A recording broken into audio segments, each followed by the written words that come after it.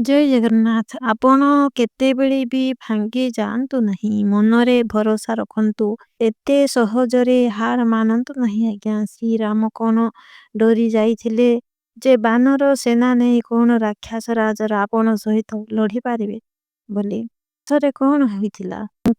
ତାଙ୍କର ହିଁ ତ ବିଜୟ ହୋଇଥିଲା।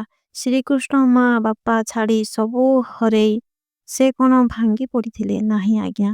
ସେ ମୋ ଧର୍ମକୁ ଚାହିଁ ସବୁ ହସି ହସି ସହି ଯାଇଥିଲେ। ଶେଷରେ ସେ ଶାନ୍ତିରେ ଲତାରେ ଶୋଇଥିବା ଅବସ୍ଥାରେ ଶବରର ସ୍ୱରରେ ଆଘାତ ହୋଇ ପ୍ରାଣ ତ୍ୟାଗ କରିଥିଲେ। ସେ କଣ ଚାହିଁଥିଲେ ସ୍ୱରର ଆଘାତ ତାଙ୍କ ପାଇଁ କିଛି ନୁହେଁ, କିନ୍ତୁ ବିଧିର ବିଧାନକୁ ସେ ଆପଣେଇ ନେଇଥିଲେ। ସେମିତି ଆମେ ସବୁ ଦୁଃଖ କଷ୍ଟ ସହି ବିଧିର ବିଧାନକୁ ଆପଣେଇ ନେବା ଉଚିତ ଅଟେ।